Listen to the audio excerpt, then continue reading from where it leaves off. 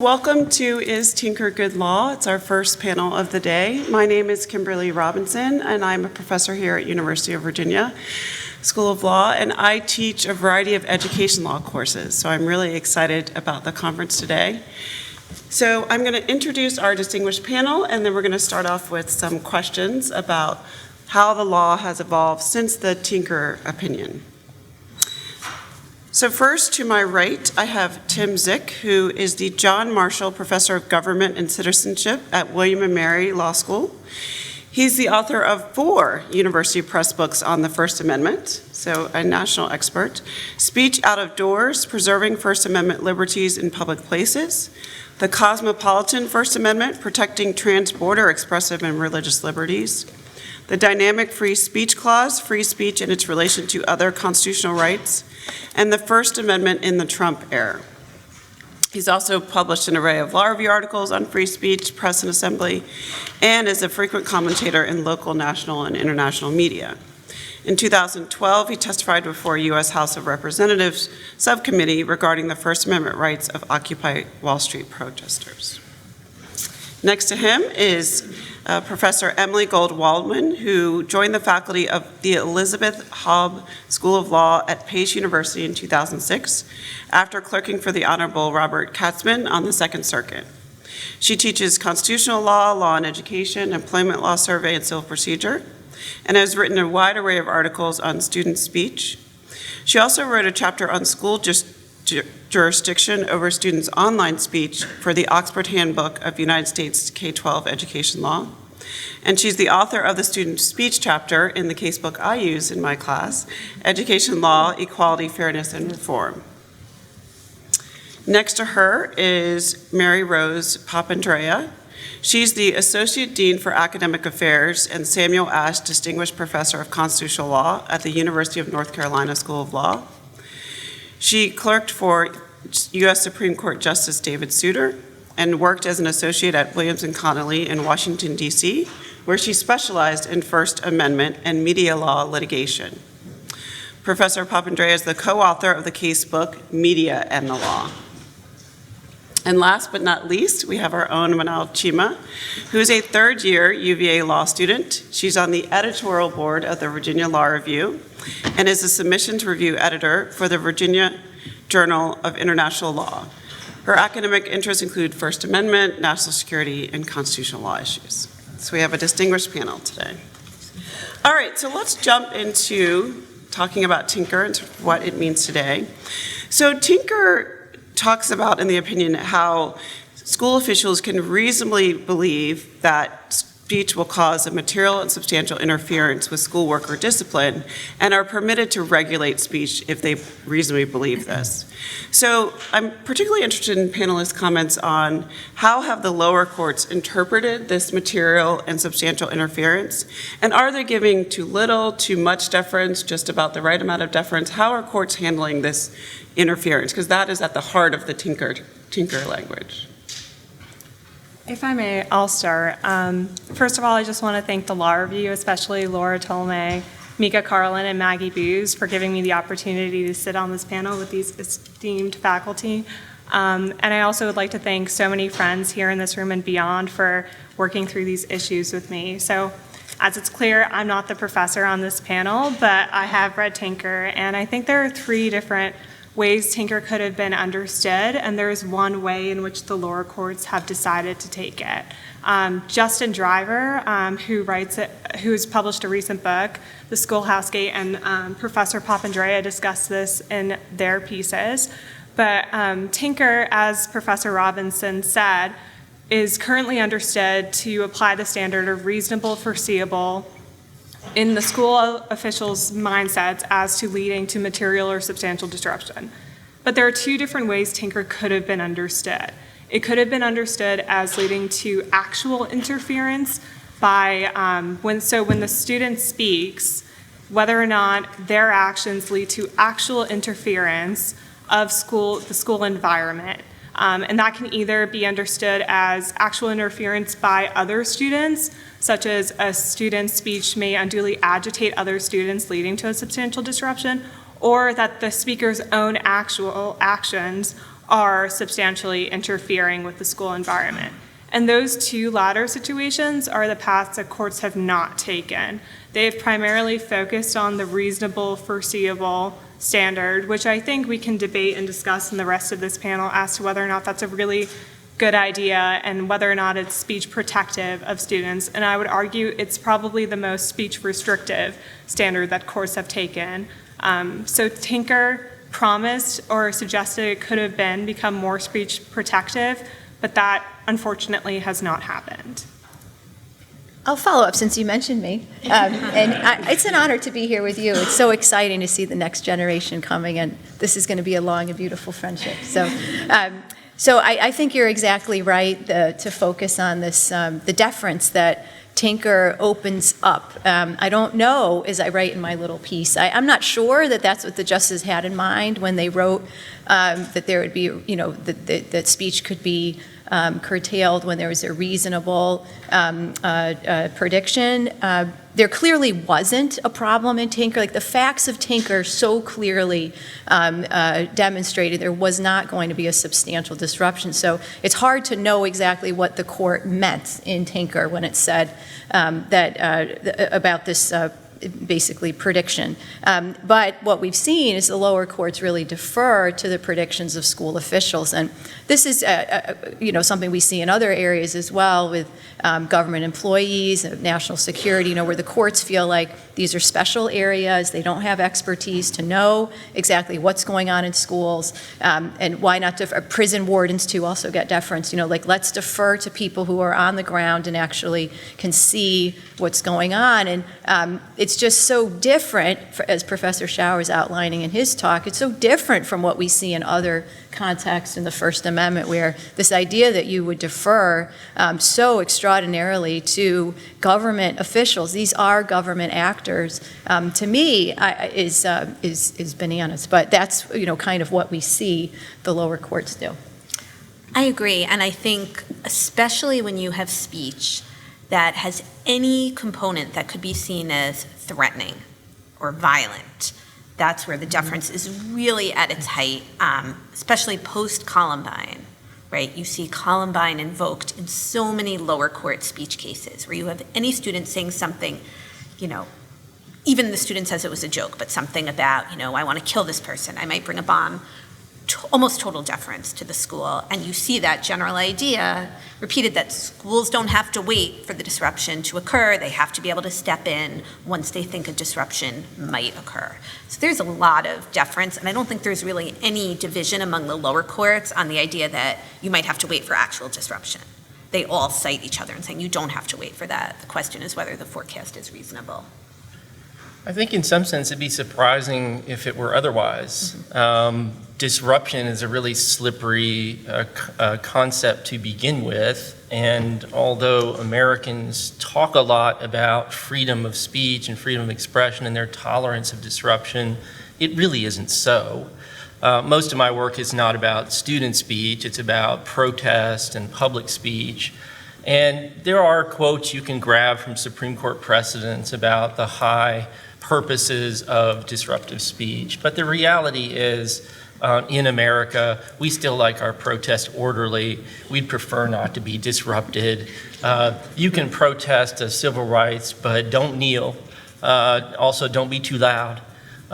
So it would shock me if this disruption standard had turned into some really protective free speech standard, especially in the school context, where then you're now layering in the sort of deference that courts would likely show anyway to school administrators and educators. So that's not to say that I think Tinker's a bad case or that it's bad law. Normatively, I think it's a really good thing. But in the hands of courts, I'm not shocked at all that it's become sort of tool of deference for educators. And I just wanted to mention, so I'm going to ask a series of questions, but I hope that the audience also, after I've done with Q&A, that you all will also have some questions. So I just hope you'll be thinking about what your questions are. So it sounds like the lower courts are in agreement about allowing substantial deference to anticipate when there will be a disruption. Are there any circuit splits in the lower court regarding Tinker, how Tinker should be applied, particularly as it intersects with Hazelwood and Morse v. Frederick? Can we talk about how the lower courts are perhaps disagreeing about Tinker, or is everyone sort of singing on the same, song sheet? Emily, she looked at you. I think you'd be the best person to tackle that first. So on the issue of whether you have to wait for disruption, I don't think there's a split. One place where I do see some splits under the surface is when you get into exactly how Tinker applies to students' online speech, their off-campus speech. So here too, like big picture, I think there's a pretty strong consensus among the lower courts to use Tinker, and in particular Tinker, not Frazier, but Tinker, as the test for whether schools can restrict students' off-campus speech. That they say if the speech is likely to reach the school and cause a substantial disruption there, that's both the jurisdictional hook and the substantive hook for schools to be able to regulate it. I think there's a bit of a split in terms of what circuits think amounts to a substantial disruption. The particular split I'm thinking of is between the Second Circuit and the Third Circuit. There's a case that you might be familiar with in the Second Circuit, Donninger versus Niehoff, where you had this girl in student council who refers to administrators as douchebags and tells people to contact the administrators. And the Second Circuit thought that did amount to substantial disruption, at least in terms of telling the student she couldn't be on student council. The Third Circuit had a case, JS versus Blue Mountain School District, where you had speech that was really targeting an administrator in a much harsher way, making up this fake profile, saying that the student, all sorts of sexual things about the teacher, being a pervert, things like that didn't seem at all based in reality. And the Third Circuit actually said that didn't amount to a substantial disruption. I think there's a little bit of a split there. I think you have a situation where speech that wasn't as disruptive, the Second Circuit thought was disruptive, and you had speech that was arguably more disruptive, where the Third Circuit said it didn't need that. So I think you have circuits citing the same standard, but then under the surface, there's some divergence in what they think rises to the level of a disruption. And you do highlight quite appropriately, Emily, although you went through it pretty quickly, that the lower courts don't seem to apply Bethel to the online. They agree on that. Thank God for high school students, because this would mean any lewd speech or swear words or anything. I mean, they would all be, expelled. So it's a good thing. But the Tinker test, there's some concurring opinions, dissenting opinions out there that call into question whether even Tinker should sort of wholesale be imported to the online context. I mean, this is where con law just gets so fun, where things change. And the early cases, although some of the pre-internet cases were dealing with underground student newspapers and that sort of thing, we certainly had a whole bunch of off-campus speech. When you start talking about online speech, the geographic boundaries, it becomes makes a lot less sense to talk in terms of those kinds of things.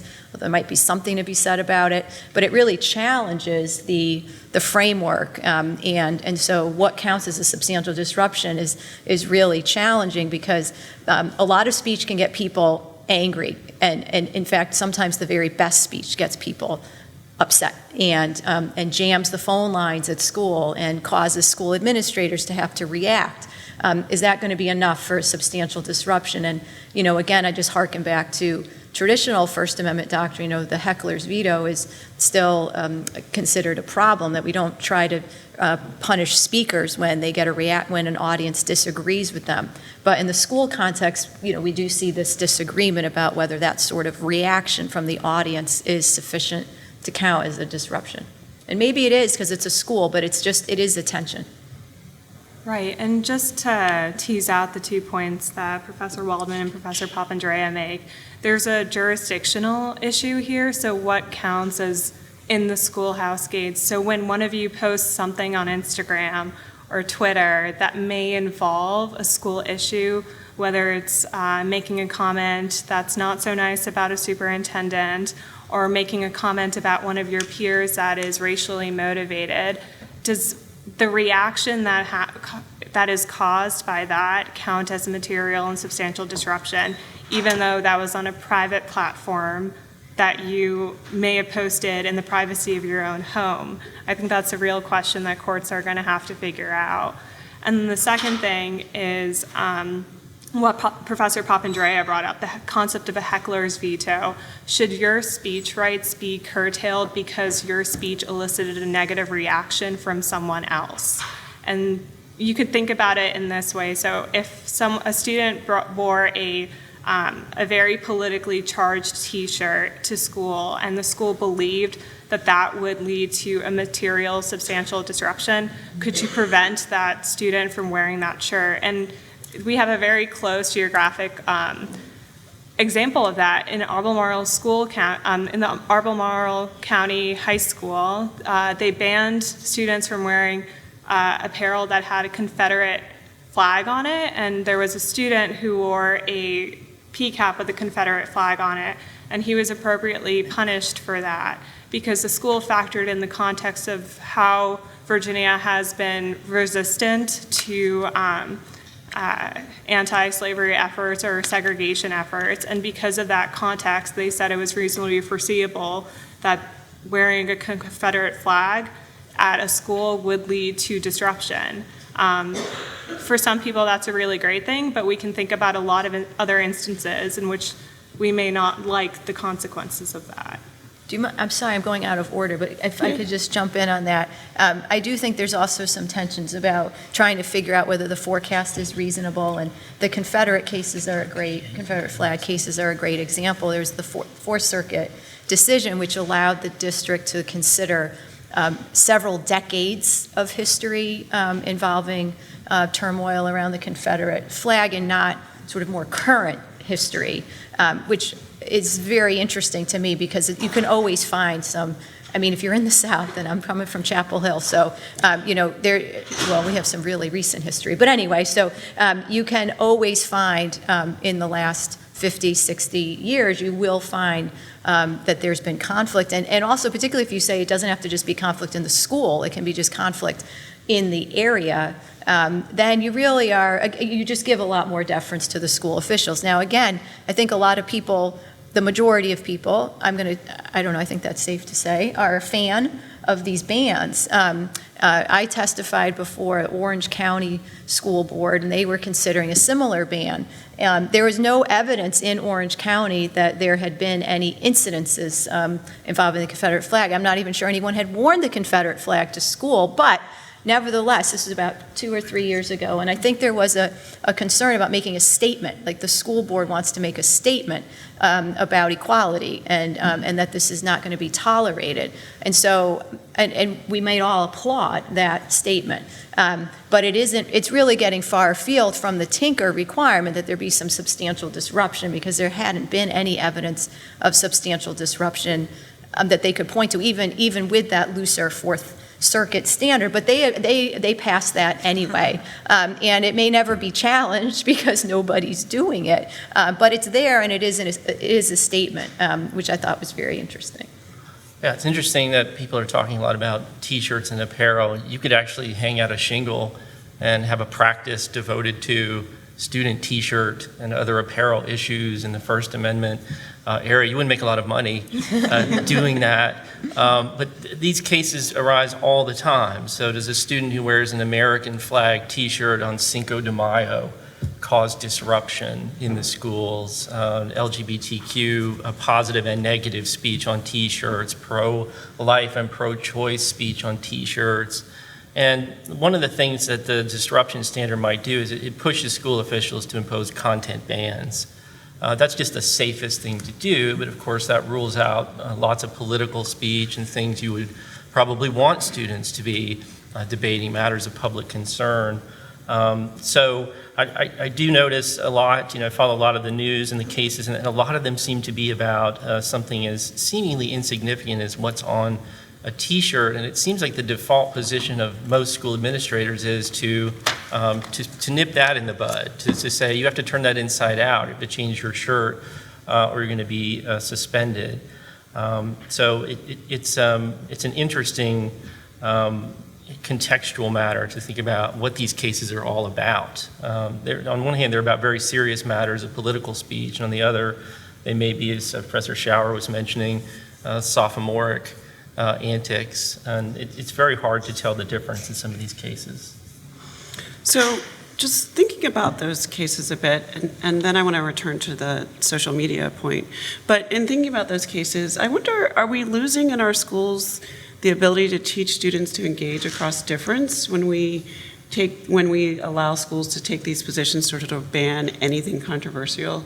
Are we failing to enable and equip students to say, I disagree with you and here's why? Where do we draw the line between where should courts draw the line and schools draw the line between, and this is not a legal question, but more of a policy question, between, allowing students to express themselves and teaching students to express a disagreement with that, or crossing the line to say, no, this T-shirt or this hat or this other thing sort of goes so far that it's going to cause perhaps fights to break out or things like that. How can educators draw that line, and how should courts help guide educators in drawing that line?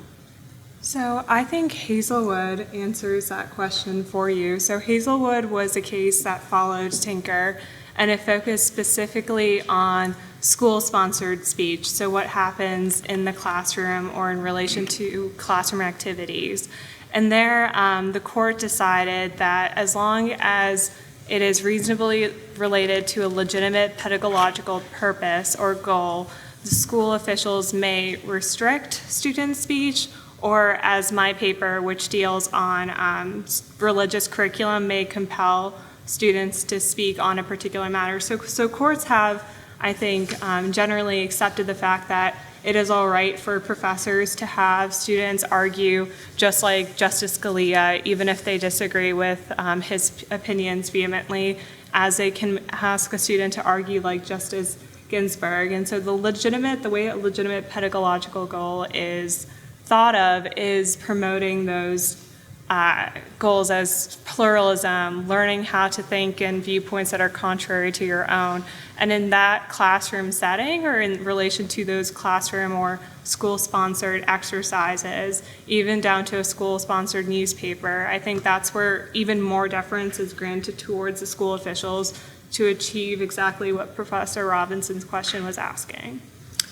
I think it's a really important question, because I do think that is not something schools should give up on. I don't think they should, well, you can't talk about that, that's going to be too controversial. I think it's really important for them to leave space for students to do that. I do think a distinction can be drawn, and it gets fuzzy, between speech that's like personally attacking a particular student and speech that's more generally commenting on a social or political issue, even if that speech might be hurtful to a student. I think that distinction is something that's really important for schools to emphasize, and that they need to make room for the latter, the discussion, even if it can be controversial, but still making sure that they're protecting individual students from being sort of singled out for personal attack.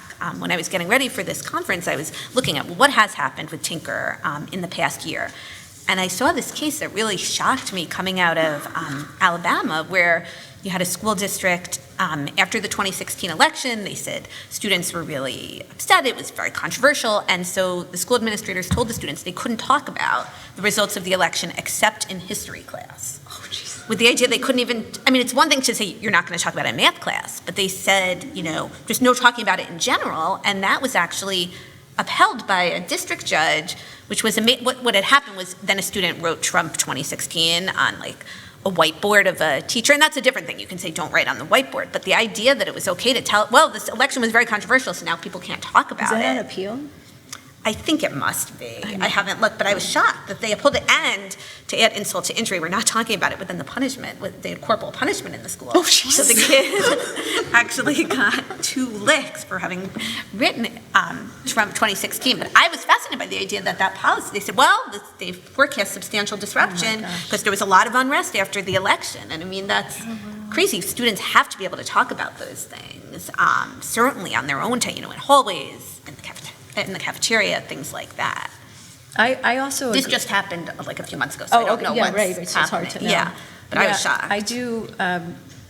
I do think that schools could more often see things as a teaching moment rather than a moment to punish. That's how I took your question, and I'm a big fan of counterspeech, and not just because I'm a blind adherent to the marketplace of ideas, although maybe I could be accused of that. But I just think that you're dealing with students. They are, especially K through 12, but in perhaps even more so in the university setting, where it's about learning and learning why the speech is hurtful, why is that speech harmful, rather than simply expelling someone or punishing them and hitting them. Actually talking about it, having some community opportunity, community discussions. These kinds of things could be much more beneficial, because typically it could be that it's just sophomoric speech and it's just immaturity, like the Bong Hits for Jesus case. I don't even know what you're talking about. Like, don't talk about nonsense. I mean, but in the cases that involve the more serious, equality concerns like Nazi speech or Confederate flags and that sort of thing, some people may not realize why they're being so hurtful. They're young. They may just be imitating grown-ups, and it's a really great opportunity to teach them, for the whole community to come together and talk about what's going on. Yeah, a couple of points. The Kuhlmeier standards always bothered me. Reasonably related to legitimate pedagogical concerns sounds an awful lot like the prison standard of reasonably related to legitimate penological concerns. And so for that reason alone, the optics of that standard have always bothered me. Of course, the schools have authority over curricular matters, as they should. I'm not sure it should be some kind of rational basis standard that applies. And Tinker, we often think of Tinker as a student speech case, and it is, but the court also mentions teachers. It says neither students nor teachers shed their rights at the schoolhouse gate. And so one sort of unclear aspect of this conversation is, to what extent do principles of academic freedom apply in the K through 12 context and on campus as well? It's uncertain to some extent there too. So teachers clearly do have, in the curricular context, the right to express themselves, the right to develop curriculum, and part of that should be educating students about how to talk to one another about difficult subjects. And my final point, there's a link between the Tinker context and the K through 12 context, and obviously campus speech, college campuses I'm thinking of now, universities and colleges. And I'm the co-chair of an ad hoc committee on First Amendment rights on campus. It's a really long title for a very important committee, I think. And what we're trying to figure out at William & Mary is whether our policies are consistent with the First Amendment, but more than that. So whether they're consistent with the educational mission of the school, whether they're consistent with principles of inclusion for a diverse student body and all of those things. And one of the problems we've had at our school, and I know at other schools, is invited speakers who are disrupted, who come to talk to students. Infamously on my campus, the ACLU came to talk to students post-Charlottesville about freedom of speech, and were shut down by a group of students who not just yelled and disrupted, but actually moved toward the stage and engaged in conduct as well.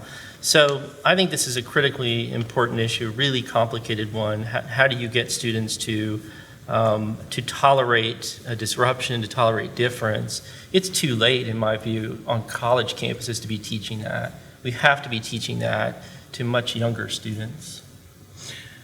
And if we continue to sort of keep controversial messages out, then we definitely lose out on that opportunity. So Manal, I wanted to follow up on your comment about Hazelwood and compelled speech.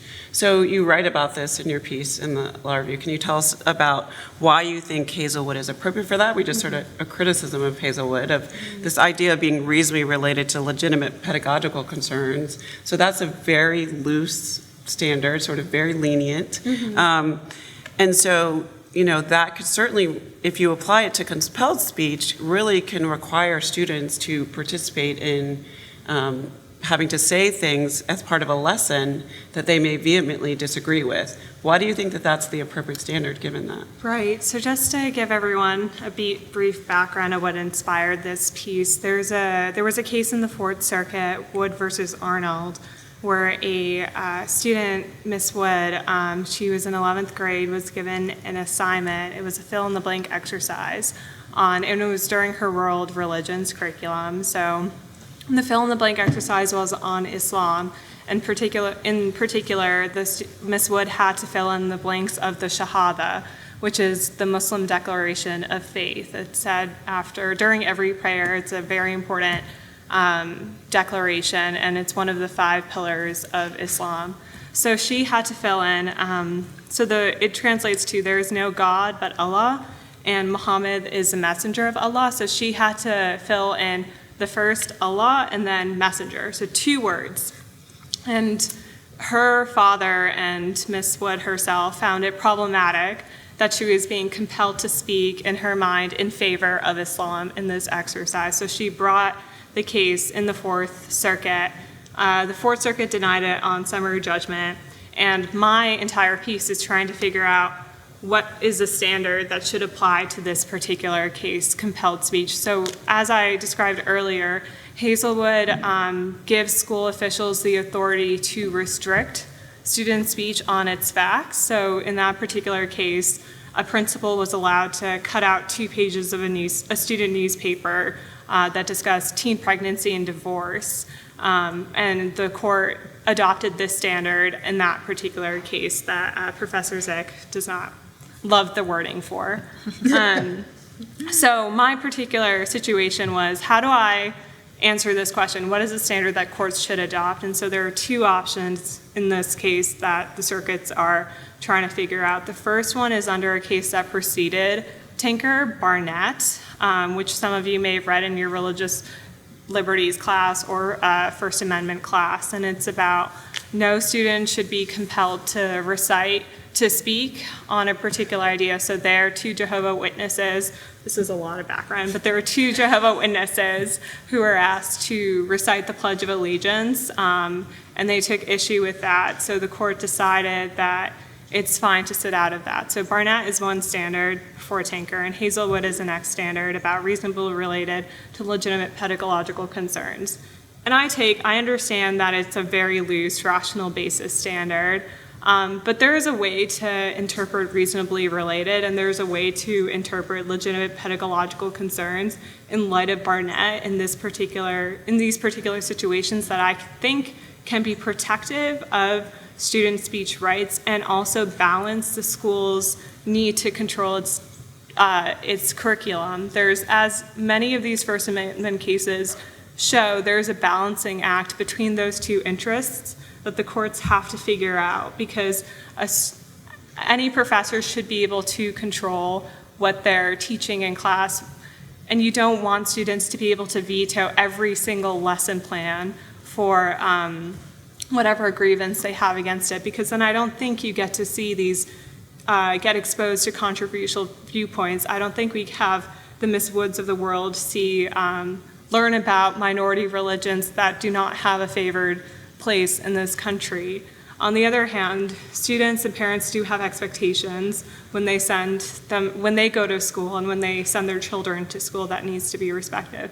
So I look at a few scholars, Professor Shauna Schifrin, Professor James Ryan, who's currently the president of UVA, to kind of interpret Hazelwood's standard in a way that I think is protective of student speech rights, but also deferential to schools.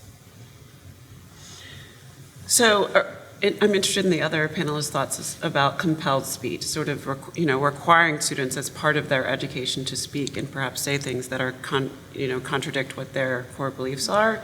Do you think that Manal has adopted the appropriate standard, or do you think there should be a different standard applied to that? Well, it's interesting, too, with religious speech, sometimes you have other clauses coming into Yes. play. Like Right. sometimes you can have a free exercise issue where someone says, I feel like my exercise of my religion is being infringed because my religion prevents me from saying this other thing. What's interesting to me too is it often feels in those sorts of cases that there's so much that the school could do to just sort of ameliorate the issue, right? So I don't know how that particular exercise was phrased.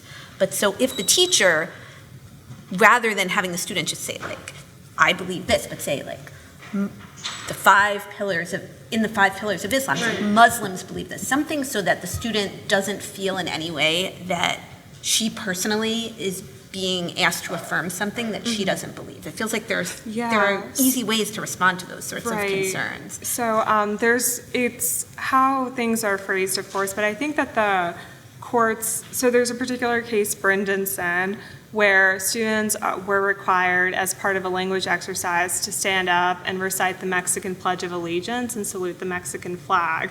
And that was considered under the Hazelwood standard appropriate as a classroom learning exercise. And the Brindenson court found it particularly important that it was a singular event, that it was for educational value, and no one was asked to actually affirm Mexican nationalism. And so the courts are doing this really tough balancing exercise. And then to your first point about other constitutional rights playing in, Professor Zick has 2 great books about this, so I'm going to let him talk about it. But it's a concept of hybrid rights, and courts really struggle with this. So if you have like an untenable first free exercise right and an untenable free speech right, do them combined together equal a tenable case? Some courts say no. Professor Schwartzman would also say no, too. Usually not. Usually not. I won't go into length about that. Just one book, right? And an article about it. Rights dynamism is what I call it, just to give it a label. And in contexts like this case, free exercise and free speech combined. They combined in Barnett, too. Barnett was actually a religion case and a free speech case. It's just better known today as a freedom of speech precedent. I, too, am critical of the hybrid rights. 2 rights are better than 1 theory. That came out of Employment Division versus Smith, which is a free exercise case. And long story short, it was done, I think, to preserve precedents that couldn't otherwise be preserved under the rule of Smith. So it doesn't get you very far. In the context of compelled speech, though, you have to have a dictated message. It has to be associated with the person who's claiming to be compelled. There has to be a likelihood that that's how an audience would see it, and there has to be no opportunity to disassociate yourself from the speech in question. I think the compelled speech standard works pretty well in the case you're talking about, and in others. There's an interesting case that was recently filed in the Commonwealth that raises a similar compelled speech issue, and this complaint arises from the compelled wearing of a school uniform that has as its mascot the rebel. And the school has a long history of sort of adopting that from, sort of not Jim Crow, but segregation era history. And the complaint alleges that forcing students to wear that uniform, that symbol, African American students are the claimants, violates their right not to be compelled to support what's in essence, or at least for them, a racist symbol. I don't know. I thought it was so good I used it on an exam. It raises an interesting issue. I don't think the claim succeeds, right, for reasons I'm happy to talk about. But I think it's another indication that the compelled speech doctrine is making its way into these student speech cases, and the courts are going to have to reckon with it. What was like that cheerleader case where, remember the one in the Fifth Circuit where she had to cheer even though one of the players was her accused rapist, I think. Do you remember this? I feel like you didn't write about it. Okay, sorry. I think it was a student of mine who wrote about it. That's interesting. And she lost before the Fifth Circuit. They said if she wanted to be a cheerleader, she had to cheer for all the time for all the players, and she couldn't opt out. And that, for her, obviously, was personally very upsetting. But I'm wondering, Tim, do you think it's because in a lot of these cases there actually isn't compelled speech, like given the definition that you listed of? Yeah, given the standard, I think it'd be hard to argue the uniform compels or dictates a message in the same way that, say, the license plate "Live Free or Die" did, or the compulsory flag salute, in part, it's not likely to be associated with the individual student. It's the mascot of the school, and in that case, the school emblazons its building and other things with a mascot. So it's likely not to be associated with the student. There is no real opportunity to disassociate. I'm assuming you can't just wear a blank shirt and go onto the field to play, or stand on the sidelines and scream your dissent. So in that sense, it's a little bit tricky, but I thought it was close enough to generate some good answers, and it served that purpose. Yeah, Professor Zick, that's kind of why I don't rely solely on the compelled speech standard. So my argument is that if you just rely on the compelled speech standard, if you just rely on Barnett, and the analysis ends, then you can end up in situations like this where it's very clear that the student isn't being forced to say the view is not associated with them, but then by applying Hazelwood to kind of hold teachers to account by just making them take the extra step of defending their decision to do this as a legitimate pedagogical concern. And I know that's a very vague standard, and I know that it's been interpreted to include a plethora of things that may not immediately count as pedagogical. I think by taking that extra step, we can kind of push the standard to be more protective of student rights. And there are folks who disagree with me, but that's the position I take in my paper. And I think that makes a lot of good sense too, right? For purposes of our classroom exercises, I don't know about the other panelists, but I make a point of saying you don't have to agree with the argument you're going to make. I'm assigning you to make it, right? I'm going to make clear that you can't go after this student for making the argument that's about to be presented because it's not hers. It's a matter of the pedagogical exercise of getting all the arguments on the table. So I think that actually makes good sense. I don't like the standard because of how it can be applied in other contexts, right? Including the one that says school administrators can completely excise articles on divorce and teen pregnancy, not limit them or address the concerns that people might have had about privacy or the rights of parents to respond to what's being written about them. That would have been an appropriate response in my view. Provide them that opportunity instead of giving the administrators carte blanche to just say, you're not going to have this subject, which both of them are extremely important to students of that age, right? Mm-hmm. Addressed in your school newspaper. I agree, and I've always thought that it's not so much a problem with the Hazelwood standard itself, but how it's applied.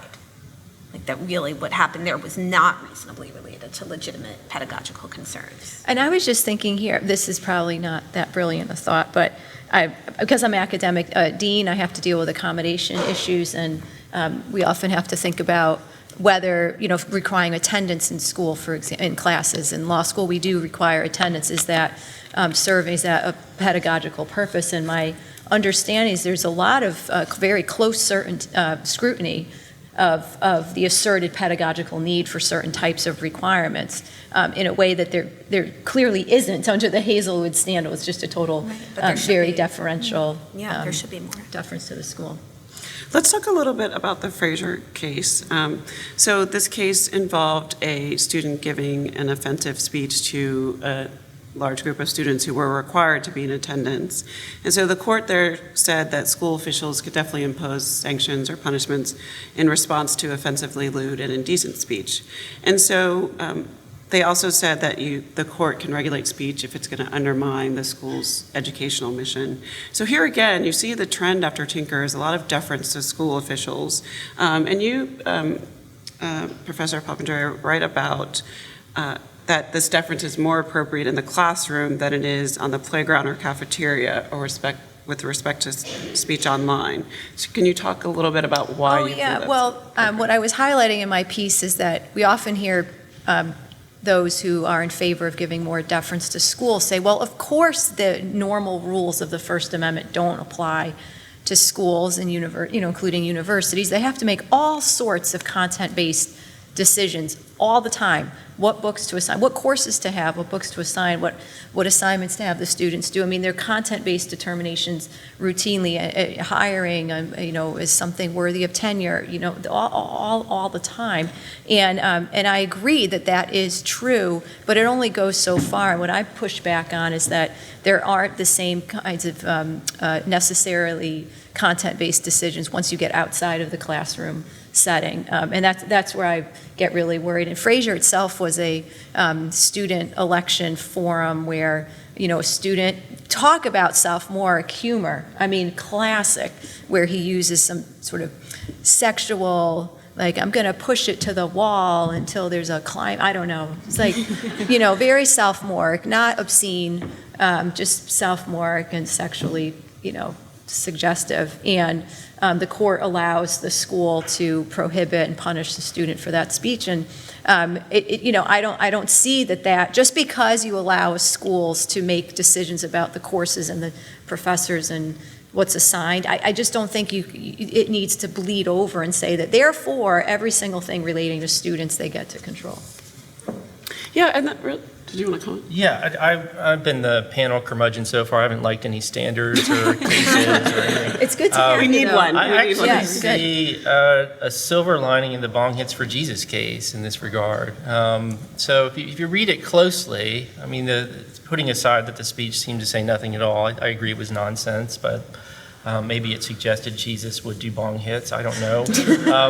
Should that be prescribable? I think that case is more about drugs than speech, and I think the Frazier case is more about sex than freedom of speech. Or there's just certain things that trigger Supreme Court justices and make them, issue decisions that maybe they shouldn't have. But here's what the court said in Morse versus Frederick about the Frazier standard, because the argument was made that all offensive speech should be regulable, right?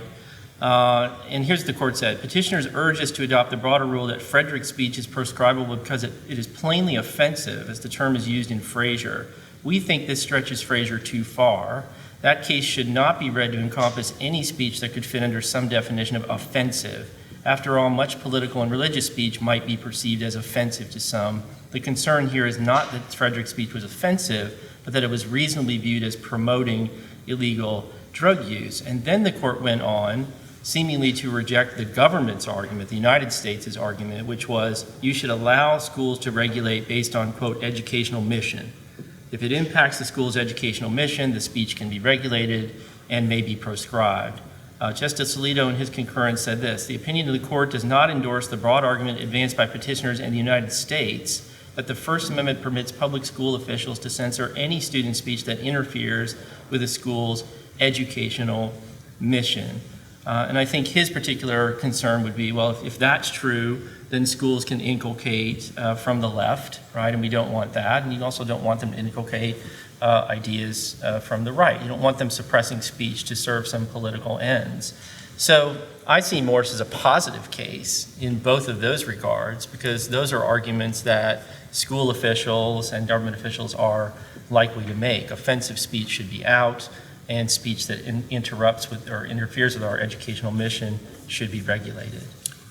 I agree. I think Morse was very narrow, and I actually am not as concerned by Frazier either, in that it was, if it had applied to a student who was just talking out, at lunch or in the cafeteria or something like that, I would be concerned that the school is getting so involved in the weeds of what students are saying to each other, sort of on their off time when they're just communicating. Here it was a school assembly that all of the other students were required to sit through. And I do think I'm sympathetic to the school wanting to have more oversight in what is said. And I do see how, there were a lot of students apparently like hooting and howling, and they thought it was all great and funny. But I'm sure there were a lot of students who also felt really uncomfortable, where you have someone up there talking about, vote for this guy because he's going to, nail it against the wall, and he won't stop till there's a climax. I think schools do have a role to play there in saying, not at a school assembly that everybody has to be at, that's not really appropriate. It wasn't a case where they were trying to suppress, a message that was critical of the school or some sort of real dissent. So that one doesn't bother me as much as I think it Well, bothers you. I thought my major point, though, was simply that just because schools obviously have the need to make content-based decisions in the classroom, it should not be that they have this carte blanche I agree. to They shouldn't make have carte blanche. content-based There we go. decisions elsewhere. Yeah, I agree. We agree. We generally, yeah. Sometimes. Let's have more disagreement. That Morse was important. Is it Roberts writing for the majority? Doesn't he actually say, like, we're not exactly sure what the rationale with Frazier was? I thought that was pretty Yes. remarkable. Right. Because there was some debate about whether Frazier was an application of the substantial disruption test, right? Because there was some reaction to the speech and it made people feel uncomfortable. But it also didn't really feel like an application of that test. It seemed like a standalone kind of test. And Robert's like, we're not exactly sure what we meant when we said that, which I thought was a pretty remarkable admission. One comment I'd like to make about Frazier is that it was political speech. He was speaking in favor of nominating another student for student council. And I think that, to me, seems a little bit more problematic for a school to regulate because of how we put political speech on a pedestal in other circumstances. So that was my concern with Frazier. I think it's a fair point, but he wasn't really giving any political message. The person was running for office, but what he was Right. punished for was not saying anything political. But I think the context, like if the school can regulate how a student nominates another student, I think, like I don't disagree with you, Professor Waldman. I think that it's not as problematic as other circumstances, but I do think that it does open up like a conversation, if not a slight slippery slope into diminishing student rights and how they are being activists and how they choose to represent their messages, because what the student did was quite creative. He very deliberately used sexual innuendo the entire time without ever using vulgar language beforehand. So he was intentional in every single word of that 1-minute speech, and there was a lot of pushback afterwards. And I think the fact that Chief Justice Roberts, in a nominalist fashion, did admit critically of a prior Supreme Court decision that we don't know what standard was actually used, I think is quite remarkable. Yeah, just to support my new best friend here, the Cohen versus California, it protects fuck the draft, and he didn't even say the word fuck, right? So I don't think. He did not. Yeah, so, that's that, and that the court very much said because, and that's political speech, and it can be nasty, and like we need to protect it, so just to. Yeah.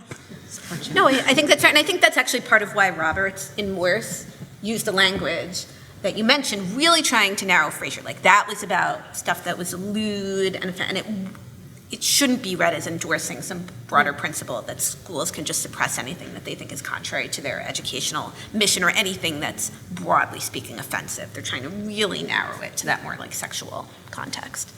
All right, so I'm going to throw out one last question, and then I'm going to open up to the audience for a question. So, Professor Papandrea, you wrote in your essay that the court has not been very clear about whether children have First Amendment expressive rights or what any such rights look like.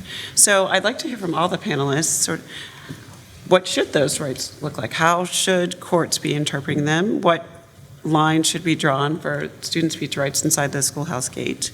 And then, are lower courts sort of striking the right balance? We've heard a lot about deference throughout this discussion, and that is definitely how many of the subsequent cases to Tinker have been interpreted. So I'm interested in your thoughts on that, and then I'll open it up for questions. Yeah, just to flesh out a little bit of what I said. The year before Tinker was decided, the court decided Ginsburg versus New York, where it said that children, whatever First Amendment rights children have, they were not the same as adults. And then there was no reconciliation of that in Tinker. So even though Tinker has some very soaring language about the importance of free speech, and of course it's in the context of minors, it comes right after that statement. And there have been if you look at other cases involving minors, very often the cases look like they're protecting minors from being exposed to speech of others, and protecting the rights of parents to control the upbringing of their kids, and it's a lot less and often never about the rights of the students themselves. And so that was what I was highlighting, that without a really robust foundation for appreciating what the rights of students are outside the schoolhouse gates, then what does it mean to say that they have rights inside? This is exactly what Professor Schauer was saying in his opening remarks. You know, it sounds awesome to say, like, they do not shed their First Amendment rights. Well, if they don't have any before they walk in there, then it's not super meaningful. You know, I think, you know, especially with Greta, the environmental activists, you know, students have a loud, strong, and super influential voice. They are the future.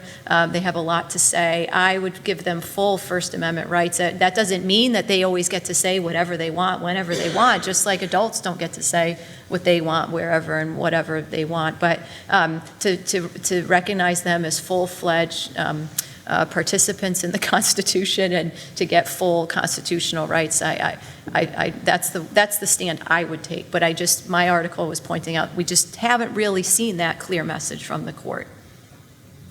I would largely agree with my new best friend.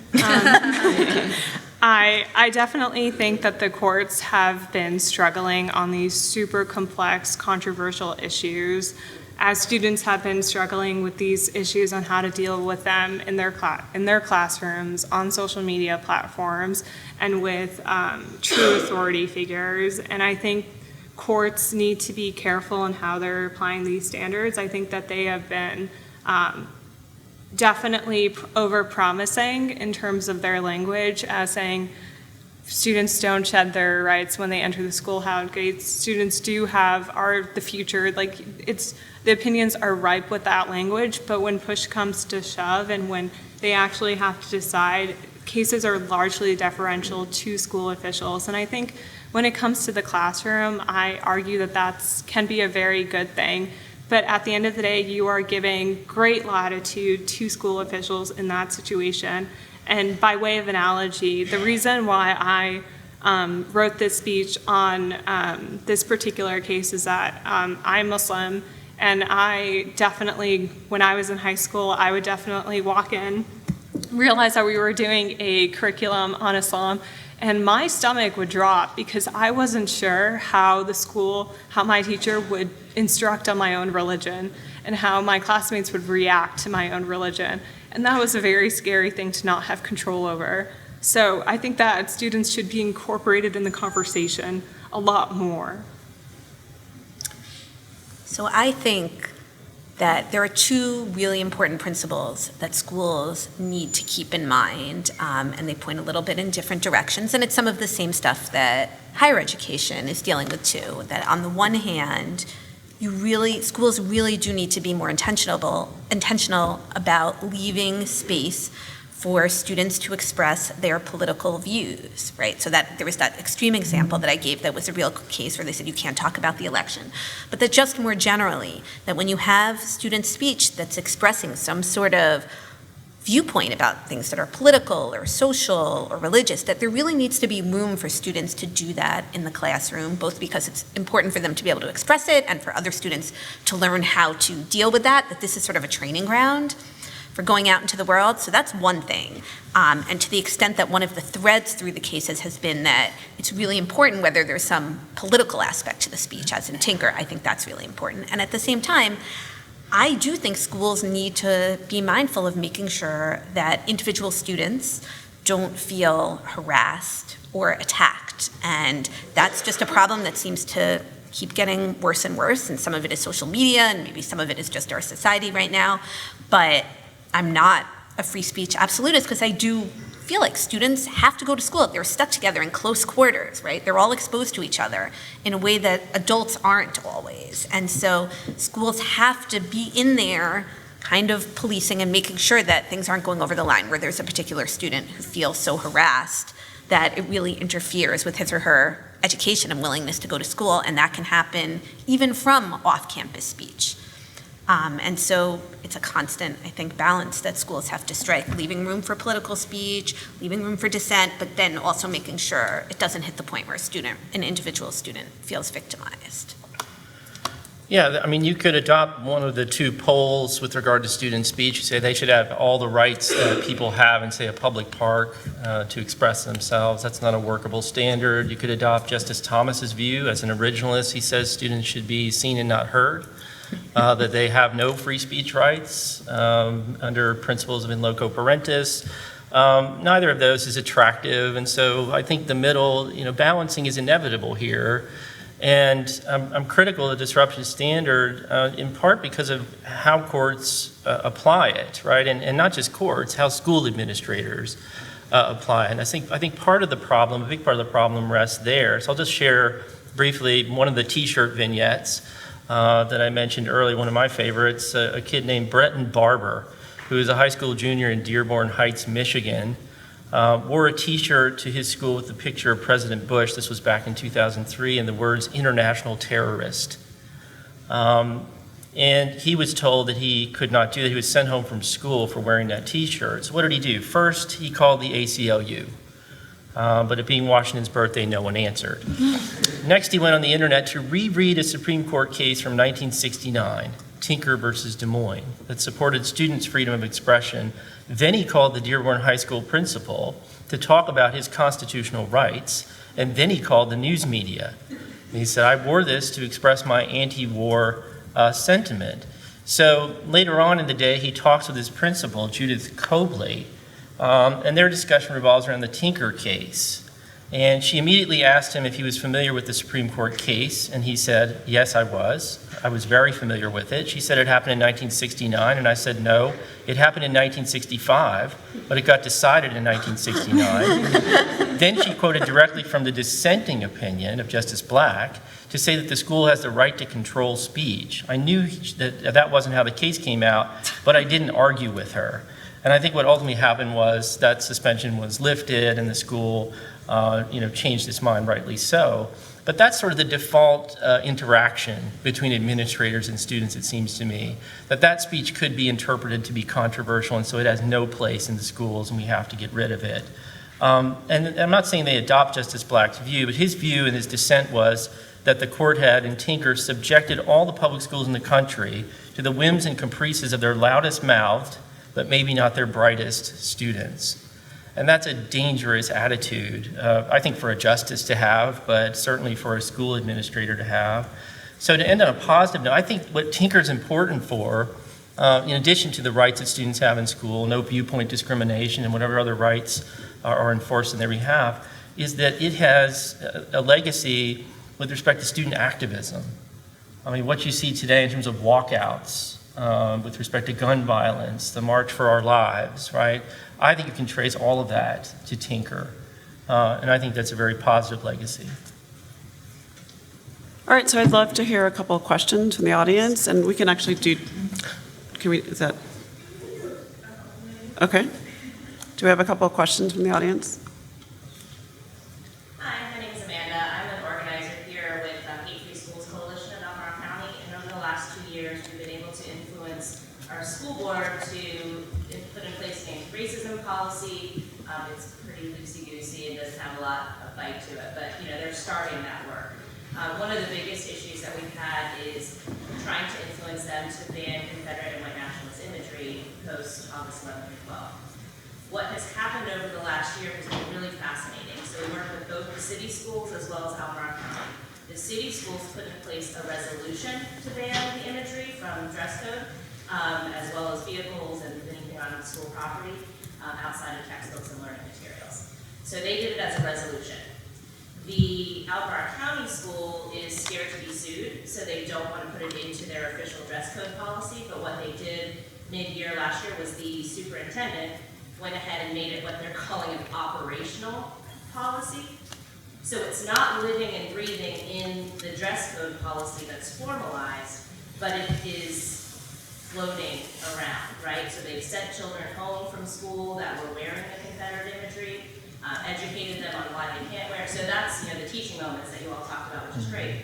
We're still trying to get them to put it into the dress code policy. And my question to you is, from a legal standpoint, we've got resolutions, we've got operational policies and procedures, and then this formalized school division policy handbook. Where do you all see, like, what's the right angle? How far should we push them? Is it an acceptable legal standpoint to have these operational policies or resolutions that don't really have legal withholding? You know, just what are your thoughts on all of this? I don't understand, I mean, they're not going to avoid a First Amendment problem by having an operational standard and sending kids home and telling them to change. That's not the conversation, by the way, I was talking about, which was more, you allow the speech and you have a conversation, and maybe then they change their mind about wearing it, but I understand why that's problematic and blah, blah, blah. But just to clarify what I meant by that, because it sounds like they are punishing the students, or at least they're not allowing that speech, and that's what triggers the conflict that Tim was just talking about. They don't allow the Bush International Terrorist T-shirt.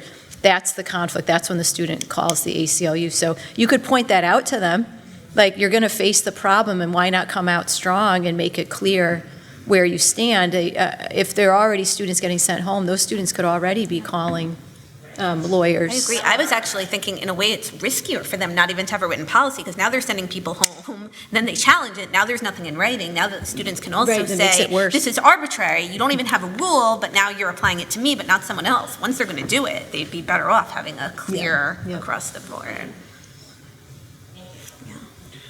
I'll take one more question. Yeah. Oh, I'm sorry. I was pointing to Mary. I was just going to add that Yeah. also under Tinker, there's a second leg that says that you cannot impinge on the rights of others with free speech. So, I mean, that's a very wide latitude for schools to censor. So I've never seen a Confederate flag case that won for students, because they can always cover it under the impinging on the rights of others. And also, as far as Hazelwood, there's a campaign in 14 states now that passed legislation to circumvent the censorship of school newspapers. And there's a big campaign in Virginia right now, and it's called New Voices. But also, I was wondering about, it seems to me like inequality affects the First Amendment in schools more than anything. Because when you go to schools that, well, first of all, 75% of schools don't have school newspapers. So forget the free press. Hazelwood doesn't matter in most of the schools around the country. There is no free press. We also have strict uniform policies at low-income schools, schools with a lot of kids of color. It seems like inequality. There's a sliding scale for free speech, it seems like, in the First Amendment in the U.S. I was wondering if you've noticed things like Well, one of the things I was going to say in And this is response going to be our to, last set of comments. very quick, is that we see some of these cases, but this is just the surface of all the free speech suppression that happens, because who are the kids that end up suing? These are the kids who are privileged. These are kids who have parents who get involved. They tend to be wealthier. They tend to be white, well-educated kids. And there's so many other things that are happening. We never even hear about it. Maybe Tinker's helpful because it's out there, and to the extent educators learn about it, they might be less likely to restrict speech. But most students who find themselves with a speech restriction just have to do what the administrators say, and a lawsuit is not really an option. All right. Thank you very much to our panelists.